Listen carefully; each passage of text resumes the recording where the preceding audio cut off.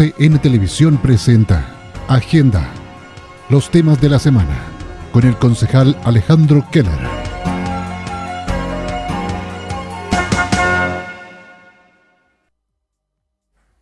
Muy buenas tardes, estimados amigos y amigas televidentes. Como cada semana, damos inicio a nuestro programa, que es un programa informativo, de diálogo, conversación, para avanzar, ¿verdad?, en las actividades de la semana, poner temas en conversación, que siempre es muy útil, y con invitados especiales la mayoría de los programas. Quiero darles la bienvenida y recordarles, como siempre lo hacemos en el programa, este contexto de pandemia COVID-19, que es bueno recordarlo, no ha terminado. No podemos descuidarnos ni bajar la guardia porque está aún presente en nuestra vida comunitaria. Como un dato general, les voy a decir que hoy día viernes tuvimos 22 contagios nuevos y un total de 92 acumulados. Es cierto, en relación a las semanas anteriores, vamos en una clara tendencia a la baja, pero, como lo decimos desde siempre, no tenemos que descuidarnos, a mantener con mucho rigor las instrucciones que emanan de la autoridad sanitaria. Es la forma que tenemos de protegernos a nosotros, nuestras familias, nuestros seres queridos. Y, por supuesto, respetar los calendarios de vacuna, que se ha demostrado claramente que es un antídoto eficiente para enfrentar las consecuencias de este virus tan dañino que ya vamos entrando al tercer año de presencia en nuestra sociedad, en el planeta en general. Dicho eso, vamos a pasar ya de lleno a nuestro programa, a nuestra conversación, los temas de interés, pero antes voy a decirle que nos va a acompañar en este programa un gran amigo, un compañero de lucha, el Peñi Humberto Manquel, quien es dirigente de una de las comunidades de nuestra comuna, precisamente la comunidad Dionisio Manquel Chepo. Vamos a conversar directamente sobre los temas mapuche en la segunda parte de nuestro programa, porque, como ustedes saben, la Convención Constitucional ya aprobó definitivamente las características fundamentales del Estado chileno que se va a poner en plebiscito en los próximos meses. Es decir, estamos hablando de un Estado plurinacional y un Estado regionalizado. De tal manera que ya aquí hay una decisión firme y es bueno que nosotros vayamos acostumbrándonos a conversar y a integrar a nuestra vida política, social, este concepto de la plurinacionalidad. Por esa razón, entonces, nos acompaña hoy día el Peñi Humberto Manquel. La semana municipal estuvo muy activa, hubo muchas actividades relevantes en la comuna. Partir diciéndoles que inauguramos en esta semana el año escolar del Sistema Público de Educación, en una ceremonia sencilla pero de gran simbolismo realizada en la Escuela Rural de Puyinque, con representación prácticamente de todos los establecimientos de nuestra comuna, pero particularmente resaltando el carácter rural de la Escuela de Puyinque, su relación precisamente con el mundo mapuche que habita ese territorio y que también envía a sus hijos a este colegio, y la necesidad entonces de que nuestro sistema público de educación incorpore los temas de la plurinacionalidad, la interculturalidad, el respeto y conocimiento a la cultura milenaria del pueblo mapuche. De hecho, vivimos allí una pequeña obra, una presentación de los niños y niñas precisamente vinculada al tema de la historia y la cultura mapuche. Así es que fue un gran inicio. Por supuesto, hay que recordar que esta es la primera ceremonia presencial, Humberto, que se realiza después de 2 años, con todos los resguardos, por supuesto, que había que tomar para evitar los contagios. Contamos con la presencia de autoridades regionales, ¿verdad? Pero hay que destacar que en nuestra municipalidad, en nuestro sistema público de educación, se inicia un año escolar presencial, por supuesto, asegurando las medidas de resguardo que den confianza a padres y apoderados para enviar a los niños a los distintos establecimientos educacionales que forman esta red de educación municipal. Felicitamos a los docentes, a los profesores, a las profesoras, a los apoderados, a las mamás, a los niños y a las niñas, y les deseamos un exitoso año escolar 2022. También hubo actividades relevantes en la localidad de Coñaripe, Humberto, porque hoy día inauguramos el Centro de Emprendimiento y Delegación Municipal de Coñaripe. Yo quiero recordar a nuestros televidentes que el 13 de julio del año 2021, es decir, un par de días después de asumir como concejal, propuse al Honorable Consejo Municipal envié un oficio que contiene diversas propuestas de carácter estratégico para nuestra comuna. Y una de ellas, quiero recordarlo hoy día, tiene relación con las delegaciones municipales. Yo solicité entonces que se instalara una en la localidad de Coñaripe como epicentro de todo el corredor norte de nuestra comuna, que va desde Bocura a Liquiñe, ¿verdad? Y ahí estamos precisamente viendo las imágenes que nuestro director pone a disposición de nuestros televidentes. Lo importante entonces es que pudimos concretar en un plazo relativamente corto esta delegación, que a la vez es un centro de emprendimiento, es decir, va a fortalecer todas las capacidades productivas del sector.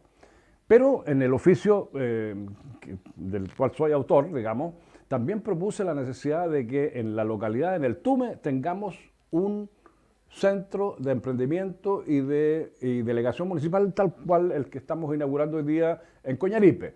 Porque en el Tume es también el epicentro de un gran territorio que incluye Achohuenco, Punahue, Lago del Tume Alto, Puerto Fuy, Pirihueico, y por lo tanto es necesario descentralizar los servicios de la municipalidad, acercar los servicios de la municipalidad a nuestra gente. Esa es una tarea fundamental, porque mejora la calidad de vida de las personas, no tienen que trasladarse, y acompañamos desde la municipalidad entonces todos los procesos que viven estas localidades. En el caso de Coñaripe, hay que decirlo, esto se da también con un gran simbolismo, porque ha renacido con mucha fuerza, Humberto, la idea de que ese territorio sea una nueva comuna. Y yo creo que hoy día existen extraordinarias condiciones técnicas y políticas para que ese anhelo de nuestra gente de Coñaripe se haga realidad. Precisamente la Convención Constituyente está debatiendo los temas del orden administrativo y territorial de nuestro país, y probablemente vayamos a tener que dibujar de nueva manera los distintos territorios de nuestro país para hacer de sus territorios regiones empoderadas, con recursos, con autonomía, con capacidad de gestar y dirigir su propio destino. Así es que excelentes noticias para Coñaripe, y esperamos que por ahí por octubre podamos inaugurar en el mismo sentido, digamos, la delegación y centro de emprendimiento en el Tume.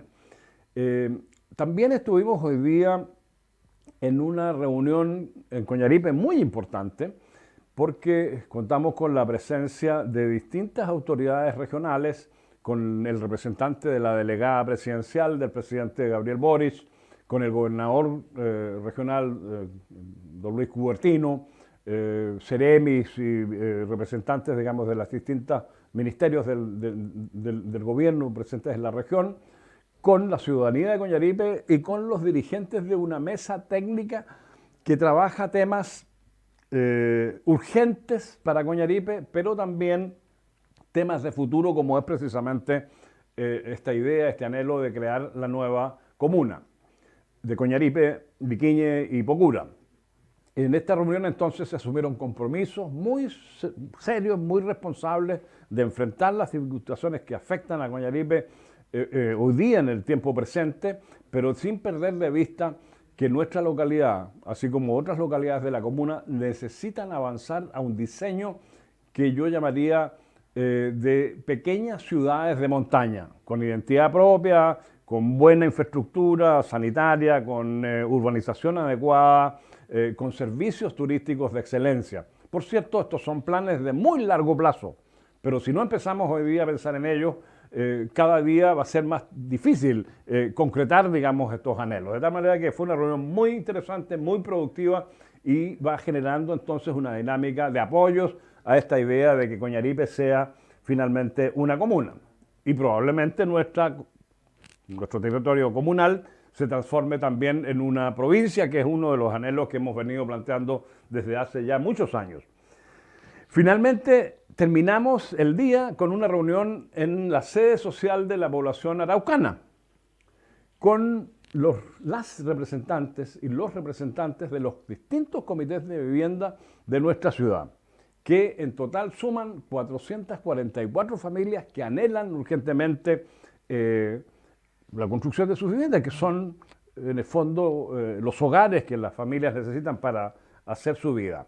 Y aquí tenemos dificultades. Primero porque se jugó, a mí personalmente no me gusta pelar ni hablar mal de las autoridades anteriores, pero efectivamente se jugó con una esperanza que no dio frutos.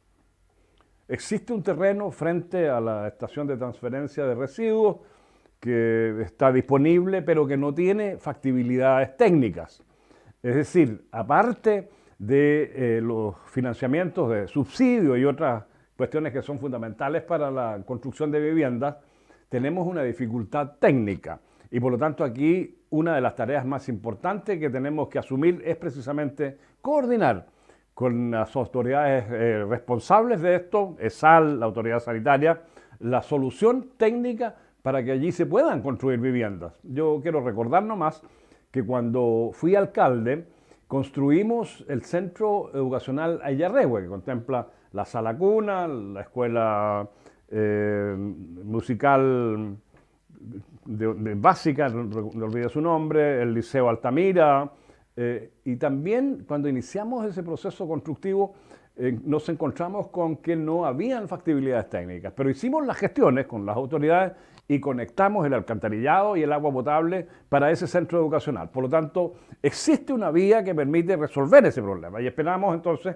que hoy día con el apoyo del gobernador, con el apoyo de la delegada presidencial, el alcalde, el consejo y con la fuerza que tienen las mujeres que dirigen estos comités, yo creo que tenemos posibilidades de avanzar con seriedad. Pero hay que hacerlo con seriedad porque lo peor que podemos hacer, Humberto, es utilizar este anhelo de la vivienda para conseguir unos votitos.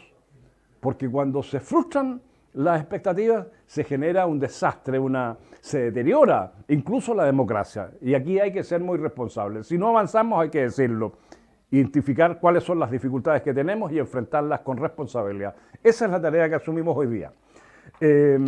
Con eso entonces estamos terminando, estimado director, la primera parte de nuestro programa. Vamos a una breve pausa y ya regresamos con nuestro amigo y compañero Peñi Humberto Bancal. Es la agenda informativa de la semana con el concejal Alejandro Keller.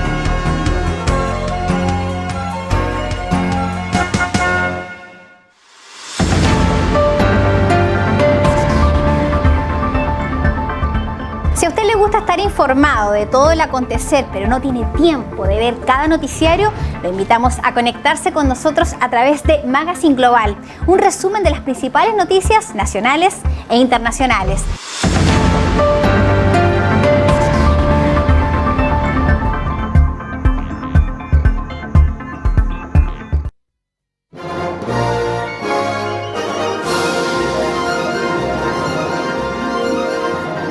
Cada jueves a las 20 horas, ingresamos a los archivos del pasado. Un recorrido por la nostalgia. La historia es nuestra. Retransmisión los fines de semana.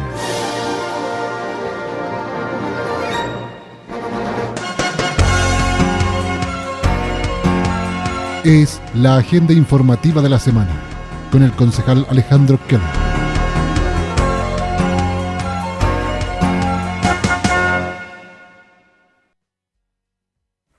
Estimados amigos y amigas televidentes, estamos de regreso y ya enfrentando la segunda parte de nuestro programa. Y como les decía al principio, nuestro invitado especial hoy día es el peñi Humberto Mankel.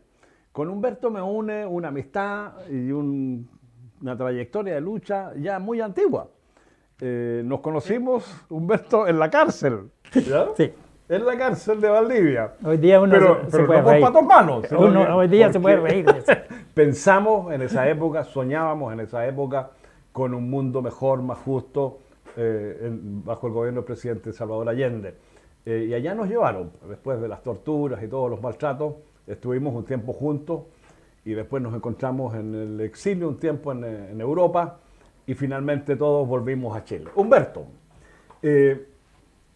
tú eres un hombre que ha vivido una experiencia de vida riquísima. Primero como joven mapuche, después como dirigente campesino mapuche en el gobierno del presidente Allende, finalmente exiliado, prisionero político exiliado, regresaste a tu patria y retomaste tus vínculos con el pueblo nación mapuche. Hoy día se aprobó en la Convención Constitucional, aprobó el carácter plurinacional del Estado chileno. ¿Qué sentimientos, cómo ves tú este proceso? ¿Cómo están las cosas en nuestro territorio? ¿Cómo se percibe lo que hoy día es la discusión principal en la Convención Constitucional? Sí, muchas gracias por la invitación, Alejandro. Bueno, y también conocer la noticia de cerca de lo que está pasando en Panguipulli, que para uno que vive en el campo no es tan fácil, como se ve más lejos esto, porque uno no tiene los medios como para estar en cualquier parte donde uno pueda ir viendo todo este trabajo que hace la municipalidad y que hacen las autoridades y los concejales.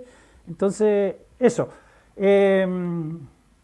Agradecer también aquí a Alejandro y a los televidentes el hecho de estar acá. Para mí es la primera vez que yo puedo estar acá. Antes nunca se había dado la ocasión. Bueno, tenemos el gran problema del COVID-19 que nos ha alejado. Entonces, incluso reuniones podíamos hacer en conjunto, muchas reuniones telemáticas, y que uno de repente queda corto porque no llega tanto la tecnología a uno ya una persona de edad. Bueno, como hablando de edad, también yo digo mi edad y que estoy muy orgulloso de decir mi edad. Estoy en los 81 ya como yendo para los 82. Pero y no aquí me tienen. No se le nota. Y aquí me tienen. Sí, bueno, decir también de que, bueno, la vida del campo, 80 años atrás, si pudiéramos hablar, 81 años, bueno, la conocí de muy niño, ¿cómo se llama? Cómo se vivía en el campo. En ese tiempo muy pobre, no eran casas como las que tenemos 80 años después. Hoy día ya podemos tener mejor estándar de vida, pero en ese tiempo nuestra hábitat era rucas de tablas paradas, la cocina ahí y a lo mejor un fogón y ¿cómo se llama? Y un cuartito aparte por ahí donde se podía dormir en catrones, porque no había encatre. Se armaba un catrón y ahí se ponían los cueros de oveja, porque no olvidemos que así vivimos y eso hay que decirlo. Después se da a lo mejor me extiendo mucho en lo que es esto, pero es la vida de nosotros.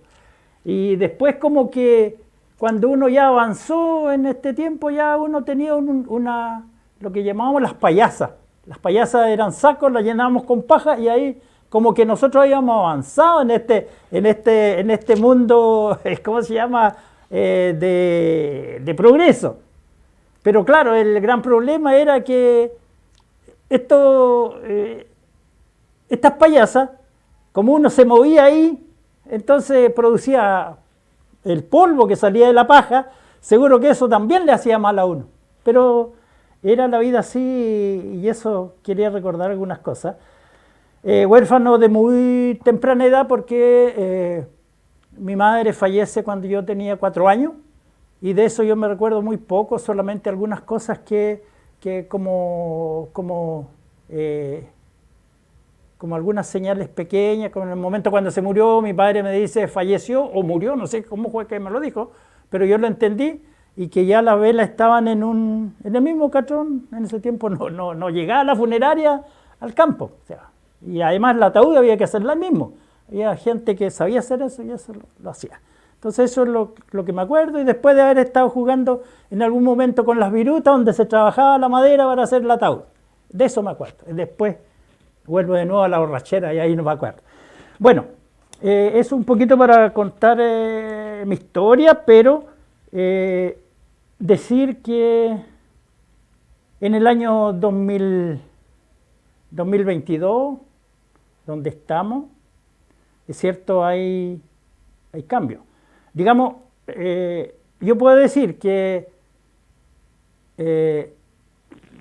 querría un poco comenzar por las luchas que nosotros hemos dado en el territorio. Bueno, Tú, desde muy joven, sí.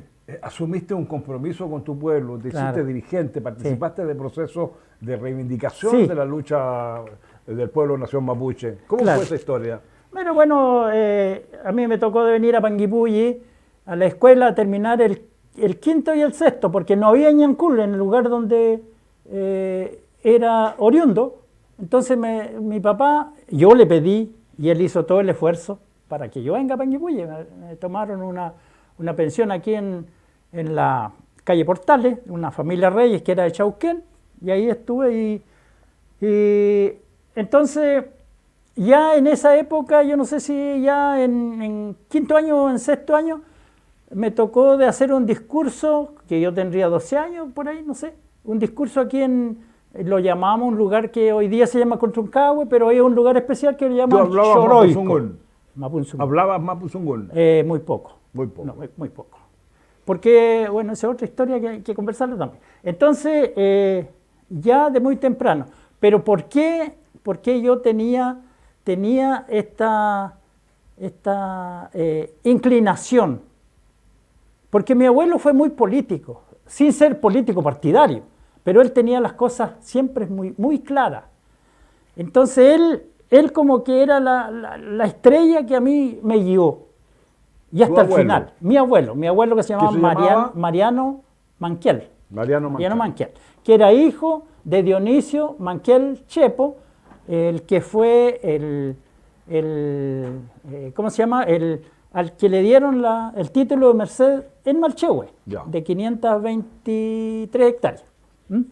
Entonces, él fue como mi mentor, se podríamos decir, el profesor, y cuando yo le planteé algunos problemas, él me decía, no es así. O sea, lo que te enseñaron en la Iglesia Católica no es así, es de esta otra manera, y me ponía ejemplo. Entonces, uno como que iba también diciendo que de repente, o uno pensaba que de repente a uno le mintieron en las clases de catecismo. Y mi abuelo me decía, sí, te mintieron. Entonces, eso, y ya como yo 17, 18 años, yo era ya dirigente campesino. En ese tiempo existían los comités de pequeños agricultores. Entonces yo fui secretario de una organización en Ñancul, y después, ya por mucho tiempo, se da en esa ocasión que teníamos a un secretario de la Asociación Comunal de Pequeños Agricultores en Panguipulli. Y había un caballero que se llamaba Estaquio Álvarez, creo que era de Huerquehue. Ahora, esta asociación reunía a mapuche y no mapuche. Claro, a los comités de pequeños agricultores. Ya. Y los pequeños... Sin diferenciar. No, eran siempre todo en conjunto. O sea, Sí. si hay una comunidad que formaba un comité de pequeños agricultores, era de todas las personas que existían ahí que cultivaban su tierra como agricultores. Entonces eran chilenos y mapuches, si podríamos decir. Ya. Entonces él, porque había que hacer un informe de cada reunión, y en los informes él encontró que yo tenía muy bonita letra y que hacía muy bien los informes. Entonces me propone de ir a una escuela que se llama Instituto de Educación Rural, se llamaba en ese tiempo. Ahora creo que todavía. Entonces... ¿De qué año estamos hablando? Estamos hablando eso ya el año 64. 64. Estoy avanzando al año 64. Justamente estaba ¿cómo se llama? La elección presidencial en ese tiempo. Y Salvador Allende también era candidato. Era candidato ya por tercera vez. Entonces... y esta escuela que se llama Instituto de Educación... Esa elección la gana Eduardo Frei padre, ¿no? Ah, Montalva. Esa elección sí. la gana Eduardo Frei Montalva. Sí, Frei padre. Entonces, esta escuela de tendencia católica la pude hacer en Huizcapi. En ese tiempo en la escuela de capacitación lo llamaban para campesinos, para ir a aprender alguna... ¿cómo se llama? Pequeñas cosas de qué sé yo, poda de árboles, de plantación de las hortalizas, un poco de animales, un poco de todo, pero lo otro que tenía era que había una enseñanza general de geografía, de matemática y todo eso, de sindicalismo, de cooperativa, que eso a mí me sirvió mucho. Entonces, eso fue algo muy importante para mí.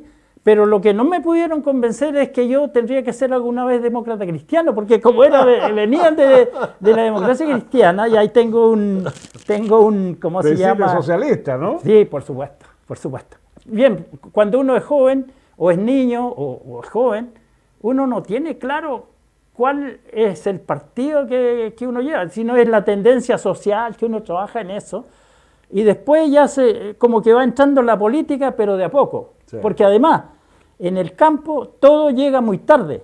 En ese tiempo no había radio, no había menos televisión. De repente en las campañas llegaban unos cartelitos así, propaganda en blanco y negro, así conocía. Y es por eso que yo conocí a Salvador Allende ya siendo muy joven, que tenía unos 11 años, en la primera campaña del año 1951. Ya conocí a Salvador Allende, y una persona que me impresionó solamente por la foto. Claro, y además que mi padre, o sea, mi abuelo, era allendista, por supuesto, y además toda la familia. Claro, entonces eso nos lleva, y al final eso me lleva el año 66 a integrarme al Partido Socialista en Los Lagos, porque el Instituto de Educación Rural, yo comencé trabajando en Los Lagos. Entonces el Partido Socialista estaba más cerca y me parecía mejor organizada que en Panguipulli, porque además estaba el compañero Salas en ese tiempo, que era de Los Lagos, o sea, de Los Lagos, que había sido alcalde y que había sido candidato a diputado también. Era un ferroviario. En Panguipulli estaba don Hermenegildo Rivera. Exacto. Como presidente del Partido Socialista. Sí, yo lo recuerdo. Sí, era él en Panguipulli. Entonces eso fue lo que a mí me fue dando el camino de estar en este momento acá y haber atravesado, qué sé yo, muchas circunstancias. Dentro de eso ya el triunfo de Salvador Allende, que para nosotros fue espectacular, fue muy importante, porque nosotros vimos la diferencia que había entre un gobierno cualquiera y un gobierno de la Unidad Popular, en la cual los salarios de los campesinos se aumentó inmediatamente y la gente tuvo su poder adquisitivo. Se pudieron sacar, en ese tiempo habían estas alpargatas o zapatillas de goma, con una especie de plástico, y claro, eso le traía muchos problemas de salud. Los calciplas, ¿no? Eso, claro, entonces le traía problemas a la gente porque se le llenaba de hongo los pies y todo eso. Y Allende eso lo cortó de raíz y ya la gente no pudo usar más eso, porque además Allende era médico, así que él sabía eso.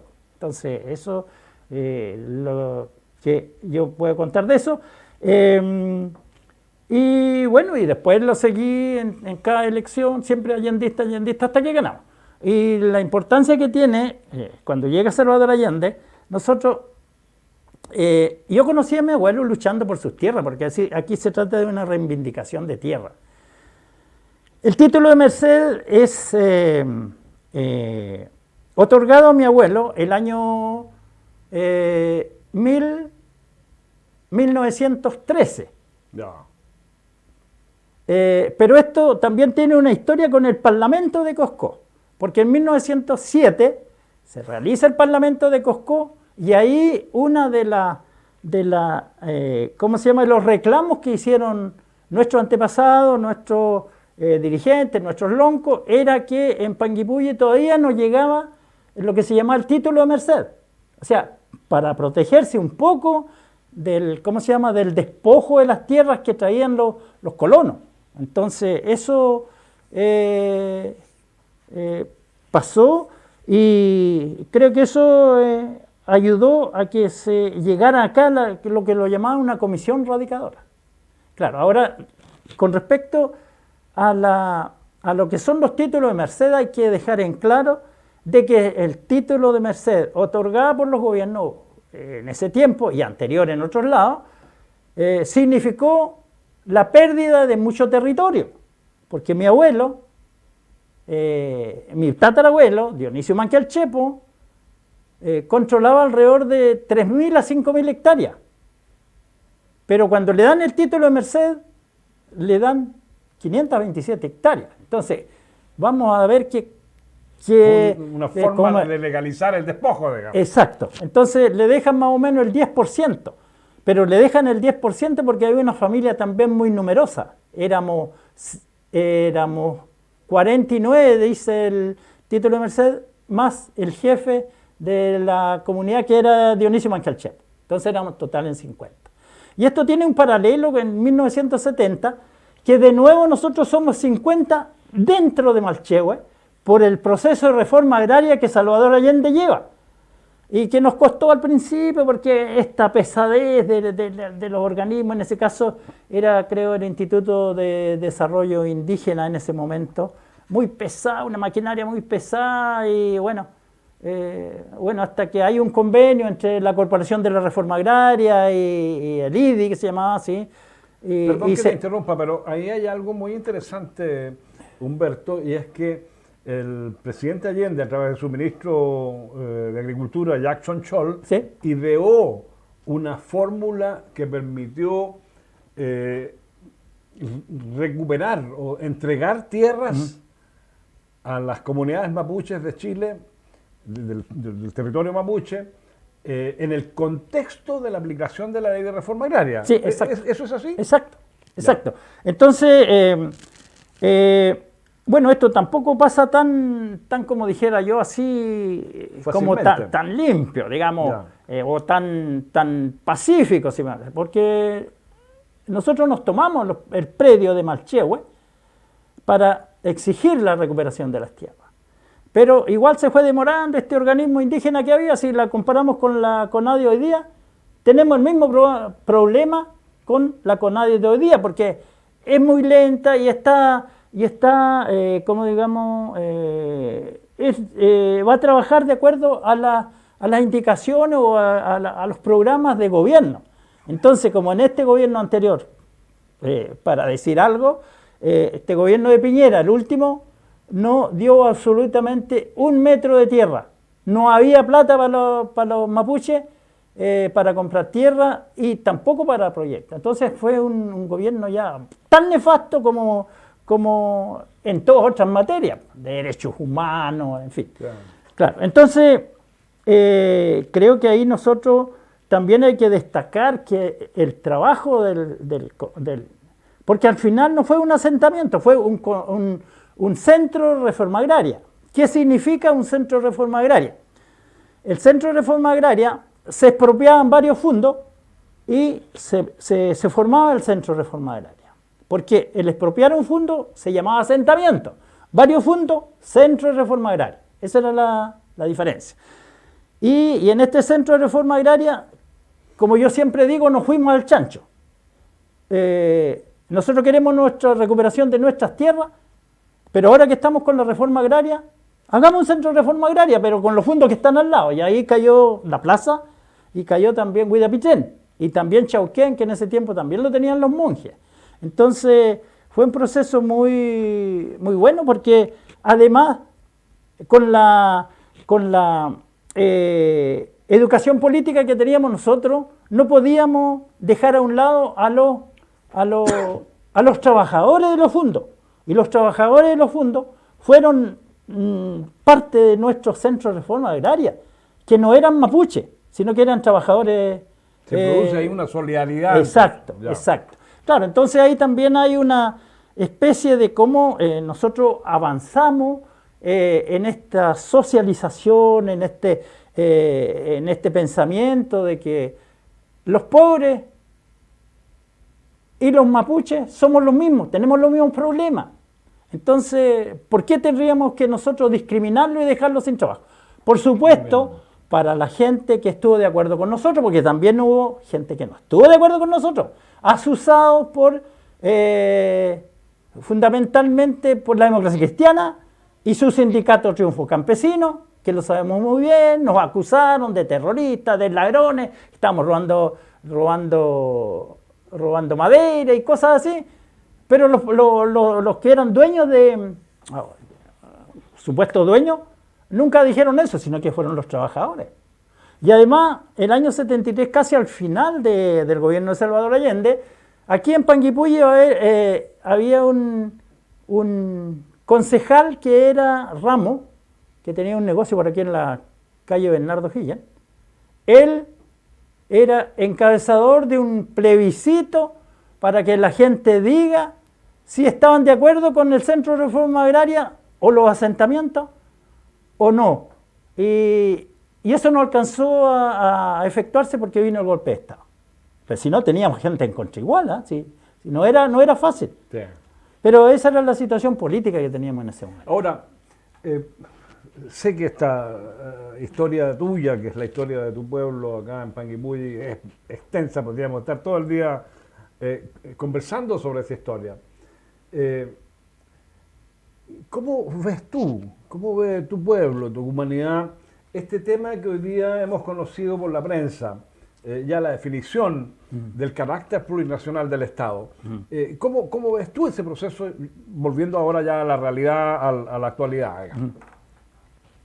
Sí, antes de entrar a ese punto, yo querría mostrar este libro, que es un trabajo histórico que nosotros hemos hecho en la comunidad sobre el Centro de Reforma Agraria.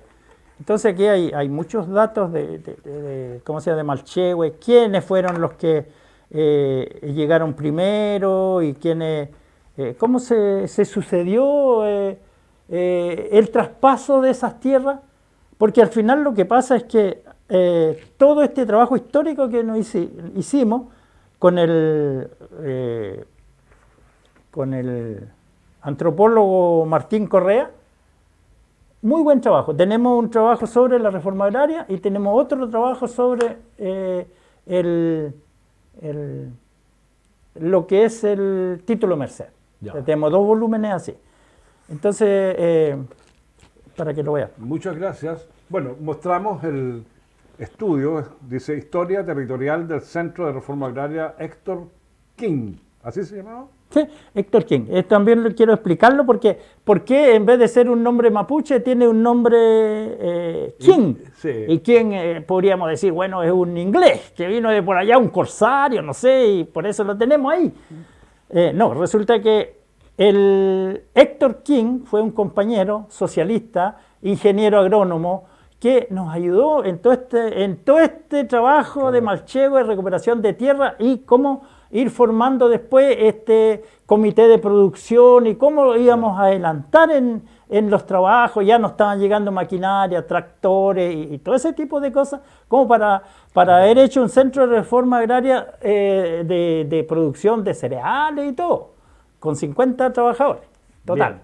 Entonces, es la historia territorial del Centro de Reforma Agraria Héctor King, sí, en honor al ingeniero que los acompañó, sí, sí, de los predios Huida-Pitrén, La Plaza, Malchehue y Panguipulli. Exacto. Muy buen trabajo. Bueno, interesante leer estos documentos porque de esa manera vamos, Humberto, sin duda, socializando una historia que no debe perderse. Y la verdad es que yo conocí mucho a tu padre a don Mariano, pero más todavía a quien fue Bernardo amigo, mi Manquel. padre, Bernardo. don Bernardo Manquel. Don Bernardo Manquel, yo quiero hacer aquí un breve paréntesis para recordarlo y rendirle un homenaje en realidad, porque don Bernardo Manquel, junto a otros loncos como don Celedonio Collinao y otros nombres que ya no recuerdo, fueron para mí muy importantes en mi etapa inicial en Panguipulli, después del retorno del exilio, porque con ellos aprendí a valorar esta riqueza cultural, política, diría yo, religiosa, científica del pueblo mapuche, y de esas Cultural, conversaciones... espiritual. Sí, espiritual. De esas conversaciones, Humberto, surge el famoso Epu Raquiduam Quiñe Guarría. Dos pensamientos, un pueblo, que es como una síntesis que nos permitió, siendo yo alcalde, abrir un camino de respeto y de reconocimiento a un pueblo milenario. Porque esos son ustedes, un pueblo milenario, 11.000, 14.000 años viviendo en el mismo territorio. Y lo interesante acá es que ustedes han ido a través de la observación, esto lo conversaba yo a través con un amigo científico, a través de la observación desarrollando la ciencia. O sea, sin instrumentos, sin microscopios, a través de la pura observación han ido desarrollando procesos científicos. Es decir, ahí hay una riqueza que nuestra comunidad, y particularmente en Panguipulli, debe reconocer, debe conocer. Porque cuando se conoce y se reconoce, de verdad surge el valor. Por eso para mí es tan importante este tema. Pero hoy día estamos en un nuevo Chile, iniciando un nuevo Chile, y la Convención Constitucional ha dictado ya normas específicas que van a caracterizar al Estado futuro chileno. Y es una de ellas el capítulo del Estado plurinacional y libre de determinación de los pueblos, naciones de nuestro territorio. ¿Cómo se conecta esto con la historia? Mire, yo creo que esto es lo que nosotros siempre anhelamos. Es cierto que en tiempos remotos, en tiempos atrás, no veíamos esa posibilidad de poder llegar a eso. Pero ahora se da ya cuando se nombran los escaños reservados, cuando se dicta los escaños reservados y hay una elección después. Creo que ahí ya nosotros, como mapuche, como que algo aparecía en el horizonte, una luz que por fin se le reconocía al pueblo mapuche. Porque el hecho de estar ahí es para llevar nuestros problemas y nuestro aporte cultural y nuestra también sabiduría que ha tenido, como decías tú, un pueblo milenario que ha pasado, digamos, no necesitamos la universidad nosotros como para ir aprendiendo cosas, no necesitamos una escuela, sino que la escuela estaba en el universo mismo que nos daba las orientaciones de cómo ir aprendiendo este mundo. Y sin haber pasado por la universidad, nuestros loncos siempre tuvieron sabiduría, nuestro pueblo siempre fue un pueblo sabio, que entendía de astronomía, que entendía de economía, que entendía, en fin, de todo lo que hoy día nosotros le tenemos títulos, esto es geografía, esto es historia, en fin, de todo. Entonces, creo que lo que estamos viviendo hoy día, para mí, es importante porque por fin vamos a ser reconocidos y si se logra que el Chile sea un estado plurinacional, creo que estamos avanzando. Ahora, yo quiero decir que esto tampoco está ya como que nosotros pudiéramos celebrar que tenemos eso. Tenemos muchos escollos, tenemos muchos problemas que pasar. Y uno de los grandes problemas es este sistema que tenemos en Chile, donde jamás se nos dio a nosotros la posibilidad de poder representarnos como pueblo. Entonces, lo que yo quiero llegar es que este poder fáctico, este poder que ha estado siempre en Chile, que son el poder económico, el poder político, el poder militar. Entonces creo que esto igual van a hacer todo lo posible para que esta convención no resulte. Pero aquí es donde tenemos que tener nosotros esa valentía de seguir luchando para llegar a este Estado plurinacional. Y eso a nosotros nos favorecería, pero mucho, porque ya vamos a poder participar en la vida política. Entonces, y con decisiones y ser respetado, porque ¿cuál ha sido la situación de nosotros? Ha sido en que nosotros hemos sido desprestigiados, hemos sido indios salvajes. ¿Quién en algún momento se llegó a decir que no teníamos alma? O sea, yo no sé cómo nos movíamos si no teníamos alma, pero es la desfachatez que tiene la derecha y no olvidemos la Iglesia Católica también, que también es muy culpable de todo lo que ha pasado en Chile y en los países de América Latina, como ellos, tratando de ganarnos para Dios, también ellos fueron parte de todo este atropello. Aunque hay que decir que aquí en Panguipulli la Iglesia jugó un rol de defensa del mundo mapuche. Bueno, si hay alguna persona que lo hizo, bueno, podríamos mencionar al padre Sigifredo, Por pero ejemplo. no es que todos hayan sido así. Sí, no, lo entiendo, pero aquí el padre Sigifredo fue un defensor, creó condiciones para la defensa del pueblo mapuche. Sí, no fue un gran aporte lo que hizo él, pero era porque él tenía una visión,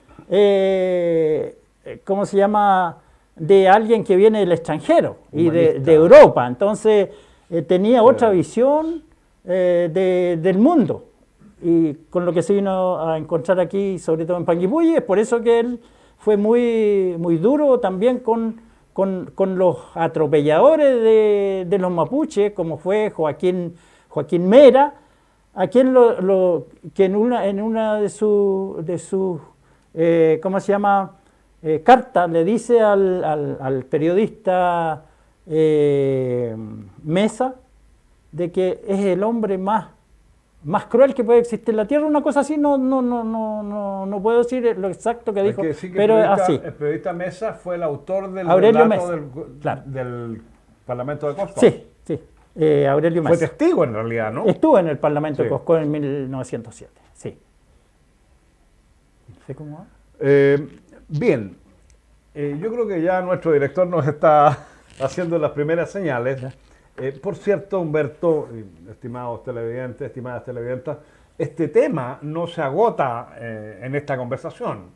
Lo que hemos pretendido y esperamos haberlo logrado es que a través de Humberto, que es un hombre panguipullense, hijo de grandes dirigentes del pueblo mapuche en nuestro sector, con una práctica de lucha permanente durante toda su vida, nos entregara, eso pretendíamos, una visión muy concreta de la vida del pueblo mapuche en nuestro territorio.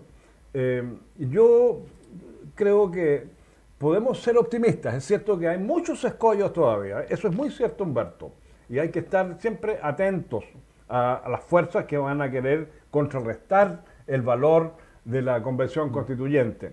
Pero hay una ventaja, y es que la propuesta que finalmente surja se va a plebiscitar.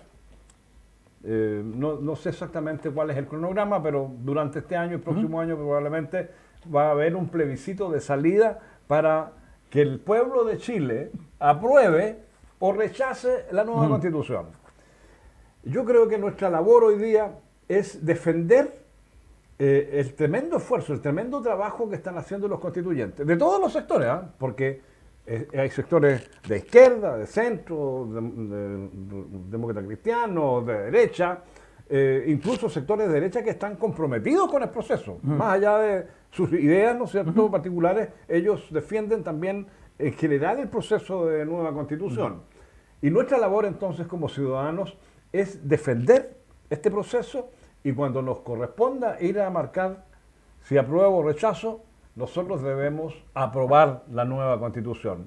Y en ese sentido, entonces, esto que se establece como el Estado plurinacional y libre de determinación de los pueblos es un fundamento constitucional definitivo, pero que obviamente una vez aprobada la nueva Constitución va a tener que transformarse en leyes específicas. Exacto.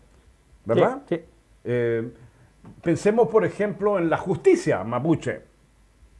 Seguramente van a tener que haber elementos de justicia autóctona, típica, tradicional. Probablemente vamos a tener que legislar sobre aspectos que tengan que ver con la reparación histórica al daño causado. Seguramente vamos a tener leyes que van a incorporar el tema de la educación como un sistema integral, como una oferta integral, digo yo, a las ofertas educativas en el país. Es decir, cada aspecto vital va a tener que transformarse en una ley que le dé funcionalidad Exacto. a esto que llamamos el Estado plurinacional. De tal manera que este es un proceso que se inicia, no termina. Nosotros no vamos a poder agotar en una reunión como esta los temas que están pendientes, pero obviamente hoy día estamos poniendo algunas ideas, compartiendo con nuestros televidentes. Así es que vendrán otros programas, Humberto, porque esta conversación ha sido muy interesante. Yo creo que tenemos que seguir teniendo espacios para conversar de esto frente a nuestros televidentes. Sí. Ahora, unos breves minutos para que te despidas de nuestros televidentes, Humberto. Bien, estimados televidentes, bueno, como decía al principio, esta es la primera oportunidad que yo tengo de estar aquí delante de estas cámaras de la televisión de Panguipulli. Y bueno, agradecer a ustedes que estuvieron escuchando la historia de un mapuche de acá, explicando los problemas existenciales de la vida y las esperanzas también que han habido y que hemos pasado algunos momentos agradables, pero también muy desagradables, que no tocamos tampoco lo que fue el golpe de Estado y todo eso, pero eso ya, hoy día no lo podemos tocar, pero en alguna ocasión contar también nuestra historia, cómo fue todo eso. Y que este golpe de Estado ojalá nunca más existiera en Chile, pero tampoco estamos libres. Se dice mucho nunca más. No lo creo tanto, no estoy tan seguro. Ese nunca más puede volver, o sea, puede volver como otra vez. No nunca más, sino claro, otra vez. Por eso es tan importante que nuestra democracia de futuro sea consistente, sea sólida, que integre a la diversidad que caracteriza a esta nación, a este territorio, porque somos un país con varias naciones.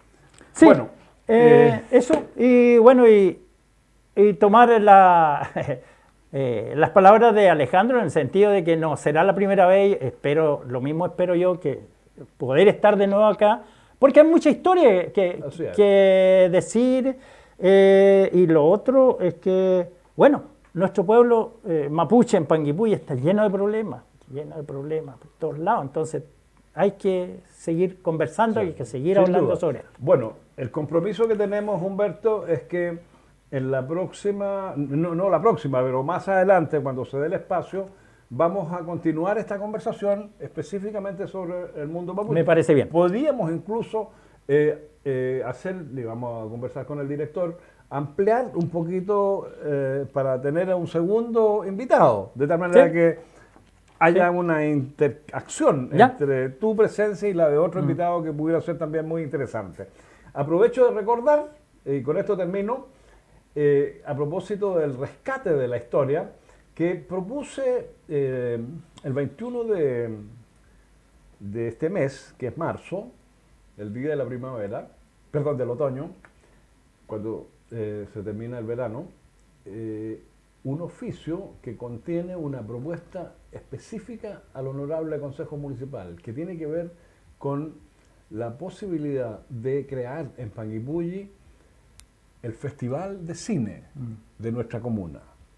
Un festival dedicado al cortometraje, a la ficción, pero también al documental histórico, de tal manera que podamos recoger todos esos talentos, todas esas historias que están presentes en nuestra comuna y que aún no salen a flote, combinarlas con otras experiencias de la región, del país, por qué no decirlo del extranjero, para que Panguipulli sea efectivamente sede de un importante festival de cine. Fíjate, y aquí, con esto termino, en la década del 2000 creamos la Orquesta Juvenil, y la Orquesta Juvenil creó un espacio gigantesco para recoger talentos presentes de los niños y niñas de nuestra comuna.